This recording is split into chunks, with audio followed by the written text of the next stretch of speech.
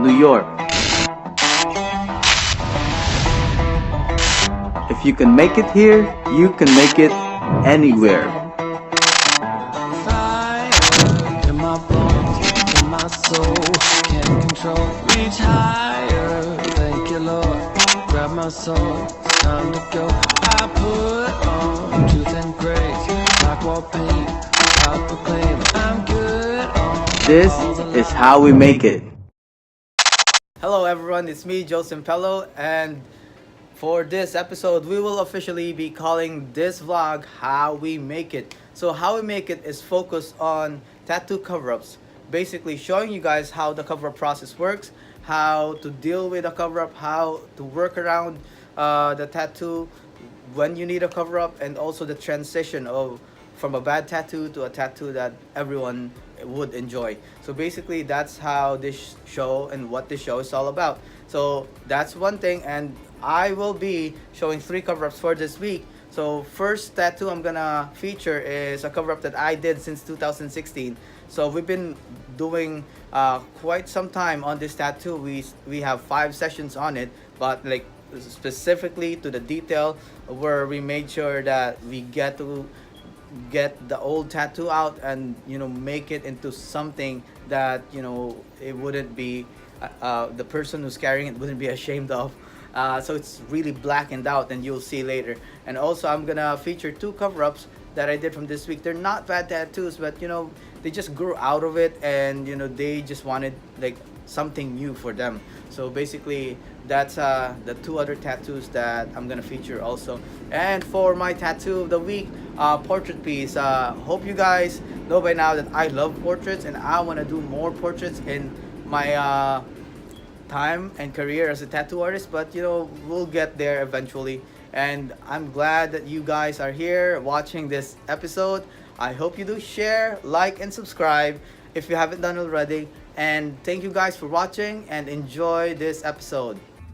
Alright, cover up number 1. So for this tattoo, what we did was we tried to reconstruct what the old tattoo was, and kind of work around the flow of the old tattoo. So if you see the really dark spot arching upward, no one knows what it is, because it's basically 3 different cover-ups on top of each other. So what we did was try to break through that.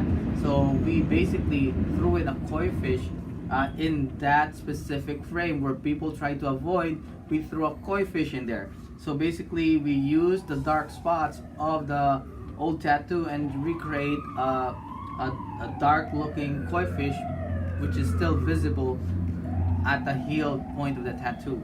So basically, work through that flow, and then we added a skull on top of the koi fish that kind of recreated that curve that we have from the old tattoo. So basically, we used that same spot where the cover-up was and put elements in there. Now the session took at least 2 part process. One is filling in and one is cleaning up. So this is just like an on progress report of this tattoo, but as you can see, the last session of this tattoo is pretty much where everything gets cleaned out. 1 minute. Cover up number 2. So this is one of those tattoos that it's not a bad tattoo. It's just something that this person grew out of. So the guy wanted me to cover that up with a biomechanical piece because he wanted to continue everything else on his arm with a biomechanical concept. So for this piece, you see the koi fish flowing with a geisha.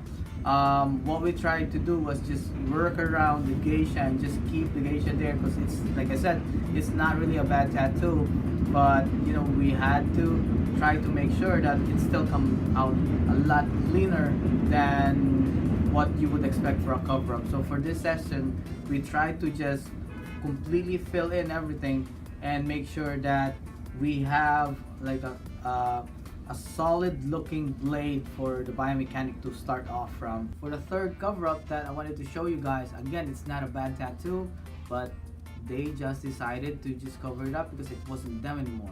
So for this tattoo, you see the angel image on my right, and you see that it looks clean, it looks cute. It's not, I would say, the best tattoo, but it's still a good tattoo.